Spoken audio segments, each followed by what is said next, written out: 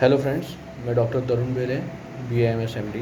आज आपके सामने एक नई डिजीज़ के बारे में जानकारी लेके आया हूँ।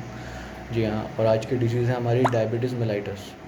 जी, डायबिटीज़ जो है आज के डेट में बहुत कॉमन हो चुकी है। हर तीसरे चौथे इंसान को आपको शुगर देखने को मिलेगी और बहुत सारे कारण होते हैं शुगर होने के, लेकिन मेनली जो इसका मेन कारण होता है वो ये होता है कि जो हमारे पैनक्रियाज़ होते हैं बॉडी में, जो पैनक्रियाज़ एक ऑर्गन है वो जो होता है वो प्रॉपरली इंसुलिन को बनाने में, इंसुलिन का निर्माण करने में उतना सक्षम नहीं रहता। वो इंसुलिन नहीं बना पाता है बॉडी में, जिसके कारण से हमारे शरीर में जिसके कारण से शुगर का लेवल बढ़ता जाता है। डायबिटीज़ को मोस्टली 3 टाइप में डिवाइड किया गया है। एक होता है जो कि इंसुलिन डिपेंडेंट डायबिटीज़ होती है। इंसुलिन डिपेंडेंट डायबिटीज़ में ये होता है कि ये पहली चीज़ तो ये कि ये मोस्टली बच्चों में और एडोलेसेंट जो एज होती है, एडोलेसेंट एज, उसमें ये फ्रीक्वेंटली देखने को मिलता है ना। और इसमें आपको इंसुलिन लेना ही पड़ता है, क्योंकि होता ये है कि हमारा जो शरीर है वो प्रॉपर इंसुलिन ही नहीं बना पाता। हमारे शरीर के अंदर प्रॉपर इंसुलिन का निर्माण ही नहीं हो पाता, जिसके कारण इंसुलिन की कमी होती है और हमारी बॉडी में शुगर लेवल बढ़ने लगता है। तो इसके लिए इंसुलिन के इंजेक्शन लिया जाता है। मोस्ट कॉमनली आप देखेंगे कि जिन भी लोगों को टाइप 1 डायबिटीज़ है या इंसुलिन डिपेंडेंट डायबिटीज़ है, वो दिन में मोस्टली 2 इंजेक्शन लेते ही हैं और अपना शुगर लेवल चेक करते हैं। सेल्फ उनको करना ही पड़ता है, क्योंकि जितना उनका शुगर लेवल रहेगा बॉडी का, उसके अकॉर्डिंग ही इंसुलिन डोज उनको दिया जाता है। कम या ज़्यादा नहीं दे सकते।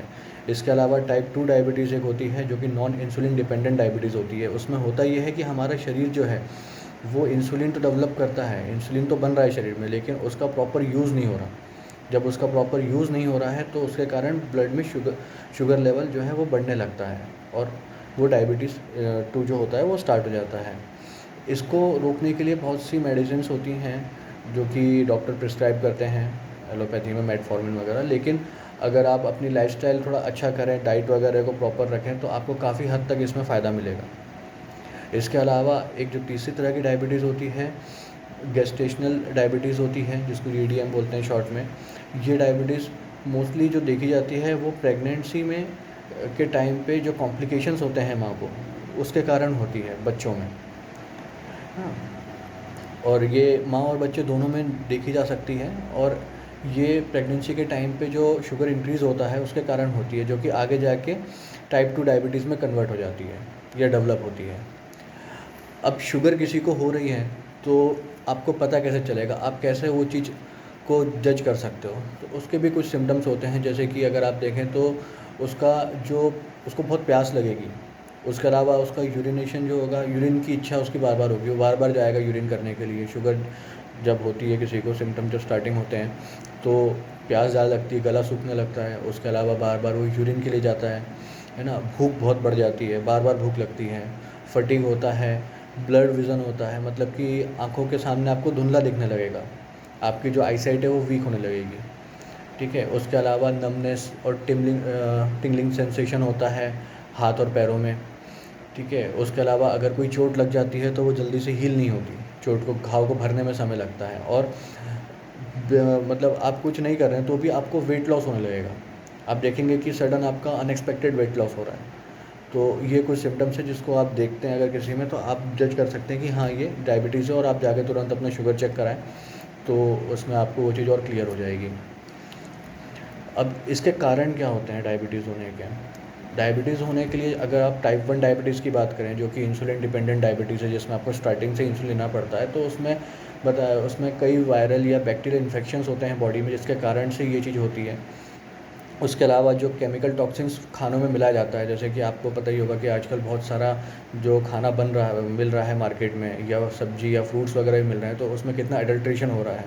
बहुत सारी चीज़ें ऐसी हैं जो मिलाई जा रही हैं इंजेक्शन के थ्रू, और केमिकल्स ऐड किए जा रहे हैं, तो वो चीज़ों के कारण भी टाइप 1 डायबिटीज़ होता है। और इसके अलावा ऑटोइम्यून रिएक्शंस भी होते हैं, जो कि अभी तक आइडेंटिफाइड नहीं हुए हैं साइंस में, लेकिन ये भी एक कारण माना गया है। और अगर टाइप 2 डायबिटीज़ की बात की जाए तो फिर ओबेसिटी सबसे मेन कारण, मोटापा। उसके अलावा आपकी लाइफ़स्टाइल, मतलब रात को देर तक जागना, सुबह देर से उठना, और एज के साथ साथ भी ये चीज़ होती है। जब आपकी एज जैसे जैसे बढ़ती जाती है तो उसके कारण भी कई लोगों को डायबिटीज़ होती है। और चौथा कारण होता है कि डाइट सही नहीं होना, मतलब कि अगर मान लीजिए आपने दिन में कुछ खाया है, शाम को आपको भूख नहीं लगी फिर भी आपने खा लिया खाना, या फिर आपको भूख लग रही है बहुत ज़्यादा लेकिन आप काम में बिज़ी और आपने खाना स्किप कर दिया।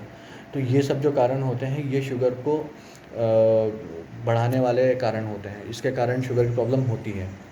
टाइप 2 जो शुगर होता है वो इसके कारण से ही होता है। अब शुगर होने के बाद कॉम्प्लिकेशंस क्या क्या हो सकते हैं, ये कितना ख़तरनाक हो सकता है, ये आपको सिर्फ एक शुगर आपके शरीर में कितना इफ़ेक्ट डाल सकता है। तो उसमें एक तो ये है कि जब आपका ब्लड ग्लूकोज लेवल बढ़ेगा बॉडी में तो उसके कारण उसका इफ़ेक्ट आपके ब्लड वेसल्स पे पड़ेगा, आपके हार्ट पे पड़ेगा, आपको हाइपरटेंशन की प्रॉब्लम हो सकती है, हार्ट डिसीज़ हो सकती है। आपको मैंने जैसा बताया था कि ब्लड विज़न, आँखों की रोशनी कम होने लगती है, धुंधला दिखने लगता है तो आँखों की प्रॉब्लम होने लगती है। उसके अलावा वो किडनी पे इफ़ेक्ट डालता है, किडनी पे इफ़ेक्ट करेगा, नर्व्स और टीथ उनमें भी प्रॉब्लम क्रिएट कर सकता है ना। और इसके अलावा बहुत तरह के इन्फेक्शंस जो होते हैं वो डेवलप होने के चांसेस बढ़ जाते हैं शुगर में, क्योंकि जैसे कोई घाव हो गया वो भरेगा नहीं या देर से भरेगा, तो इस कारण से बहुत तरह के इन्फेक्शन होते हैं जो होना शुरू हो सकते हैं या उनके होने के चांसेस बढ़ जाते हैं। किडनी फेलियर, ब्लाइंडनेस और भी बहुत सारी चीज़ें होती हैं, लोअर एम्पुटेशन, ये सब चीज़ें आपको कॉम्प्लिकेशंस में इसमें देखी जा सकती हैं।